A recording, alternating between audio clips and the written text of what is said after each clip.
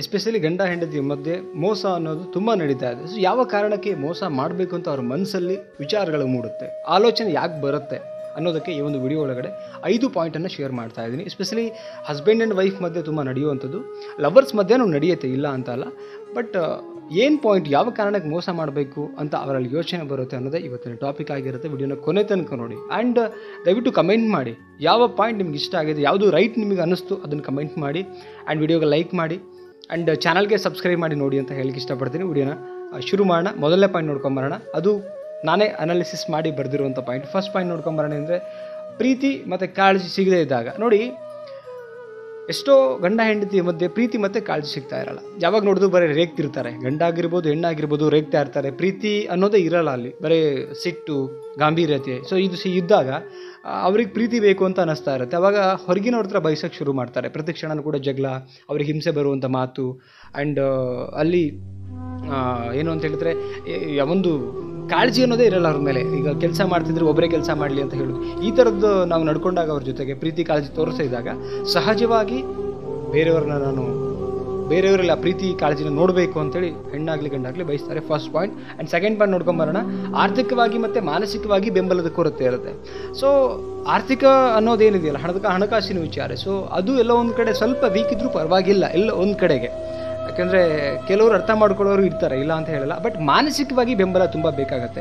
ಎಲ್ಲ ಒಂದು ಕಡೆ ಹೆಣ್ಣಾಗಿರ್ಬೋದು ಗಂಡಾಗಿರ್ಬೋದು. ಇವಾಗ ಸಪೋಸ್ ಗಂಡ ಏನೋ ವರ್ಕ್ ಮಾಡ್ತಾ ತುಂಬ ಸೋಲ್ತಿದ್ದಾನೆ, ಅಥವಾ ಅವ್ರಿಗೆ ಹೊರಗಡೆ ವರ್ಕ್ ಪ್ರೆಷರಿಂದ ತುಂಬ ಟೆನ್ಷನ್ ಆಗ್ತಿದೆ ಅಂದರೆ ಹೆಂಡತಿ ಆದಂಥವಳು ಸಮಾಧಾನ ಪಡಿಸಿ ಧೈರ್ಯ ತುಂಬುವಂಥ ಕೆಲಸ ಮಾಡಬೇಕು, ರೈಟ್. ಅದಕ್ಕೆ ಮಾನಸಿಕ ಒಂದು ಕೊರತೆಯನ್ನು ನೀಗಿಸುವಂಥ ಕೆಲಸ ಮಾಡ್ತಾರೆ ಅಂತ ಹೇಳ್ತಾರೆ. ಅದೇ ಥರ ಹೆಂಡತಿನಲ್ಲಿ ಆ ಥರದ ಮಾನಸಿಕ ಕೊರಗು ಸ್ಟಾರ್ಟ್ ಆದರೆ ಗಂಡ ಆದಂಥವನು ಧೈರ್ಯ ತುಂಬುವಂಥ ಕೆಲಸ ಮಾಡಬೇಕು. ಅವಾಗೇನಾಗುತ್ತೆ, ಅವರಲ್ಲಿ ಒಂದು ಕಾನ್ಫಿಡೆನ್ಸ್ ಬಿಲ್ಡ್ ಆಗ್ತಾ ಬರುತ್ತೆ. ಸೊ ಅವಾಗ ಬಿಲೀವ್ ಮಾಡ್ತಾರೆ, ರೈಟ್. ಅದರೊಟ್ಟಿಗೆ ಆರ್ಥಿಕತೆಯೂ ತುಂಬ ಮುಖ್ಯ. ಅದು ಅಷ್ಟು, ಯಾಕಂದ್ರೆ ಬದುಕಲಿಕ್ಕೆ ದುಡ್ಡೇ ಬೇಕು. ಬಟ್ ಸ್ಟಿಲ್ ಏನು ಅರ್ಥ ಮಾಡ್ಕೊಳ್ಬೇಕಾದ್ರೆ ಮಾನಸಿಕವಾಗಿ ನಾವು ಇದು ಮಾಡಿದಾಗ ಎಲ್ಲ ಒಂದು ಕಡೆ ನಮ್ಮನ್ನು ಅರ್ಥ ಮಾಡ್ಕೊಳ್ತಾರೆ. ಆರ್ಥಿಕತೆಯೂ ತುಂಬ ಮುಖ್ಯ ಇದೆ. ಎರಡು ವಿಚಾರನೂ ಕೂಡ ನಾವು ಫುಲ್ಫಿಲ್ ಮಾಡಬೇಕಾಗತ್ತೆ.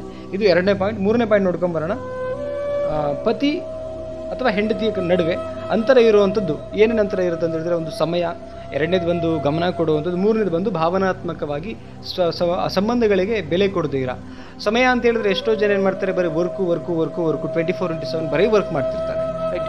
ಸೊ ಹಂಗಾದಾಗಲೂ ಕೂಡ ಅಲ್ಲಿ ಎಲ್ಲೋ ಒಂದು ಕಡೆಗೆ ಏನಾಗುತ್ತೆ, ಅವ್ರಿಗೆ ಸಮಯ ಕೊಡುವಂಥ ವ್ಯಕ್ತಿಗಳು ಬೇಕು ಅಂತ ಅನ್ಸೋಕ್ಕೆ ಶುರು ಆಗುತ್ತೆ. ಆ ಟೈಮಲ್ಲಿ ಅವರು ಬೇರೆಯವ್ರ ಹತ್ರ ಆ ಸಮಯನ ಬಯಸಲಿಕ್ಕೆ ಇಷ್ಟಪಡ್ತಾರೆ. ಎಷ್ಟೇ ಬ್ಯುಸಿಯಾಗಿ ಅಟ್ಲೀಸ್ಟ್ ಸ್ವಲ್ಪನಾದ್ರು ಸಮಯ ಕೊಡೋಕೆ ಟ್ರೈ ಮಾಡಿ. ಇಬ್ಬರಲ್ಲೂ ಕೂಡ ಬರಬೇಕಾದು. ನೆಕ್ಸ್ಟ್ ಬಂದು ಗಮನ ಕೊಡಬೇಕಾಗಿರೋದು. ಎಕ್ಸಾಂಪಲ್ ಏನು ಅಂತ ಹೇಳಿದ್ರೆ, ಗಮನ ಅಂತ ಹೇಳಿದ್ರೆ ಏನಂದರೆ, ಈಗ ಅವ್ರ ಪಾಡಿಗೆ ಅವ್ರನ್ನ ಕೆಲಸ ಮಾಡ್ತಾರೆ, ಇವ್ರ ಪಾಡಿಗೆ ಇವ್ರನ್ನ ಕೆಲಸ ಮಾಡ್ತಾರೆ ಅಂದಾಗ ಸ್ವಲ್ಪ ಗಮನ ಹರಿಸ್ಬೇಕಾಗಿ ಏನು ಮಾಡ್ತಿದ್ದಾರೆ ಅಥವಾ ಏನು ನಡೀತಾ ಇದೆ ಕೇಳುವಂಥ ವಿಚಾರ. ಸೊ ಇದು ನಡಿಬೇಕು. ಸೊ ನೆಕ್ಸ್ಟ್ ಬಂದು ಏನೋ ಭಾವನಾತ್ಮಕವಾಗಿ ಸಂಬಂಧನ ಬಿಲ್ಡ್ ಮಾಡಬೇಕು. ಬರೀ ಕೆಲವ್ರು ಹೆಂಗೆ ಅಂದರೆ ಅನಿವಾರ್ಯಕ್ಕೆ ಹಾಯ್ ಬಾಯ್ ಅಥವಾ ಏನೋ ಕೆಲಸ ಇದಕ್ಕಷ್ಟೇ ಮಾತು ಅಲ್ಲ, ಒಂದು ಭಾವನೆಯ ಒಂದು ವಿಚಾರದಲ್ಲೂ ಕೂಡ ನಾವು ಇನ್ವಾಲ್ವ್ಮೆಂಟ್ ಆಗಬೇಕಾಗತ್ತೆ. ಇದು ಮೂರನೇ ಪಾಯಿಂಟ್ ಆಯಿತು. ಸೊ ನೆಕ್ಸ್ಟು ನಾಲ್ಕನೇದು ಬಂದು ಸಂತೋಷದ ಕೊರತೆ.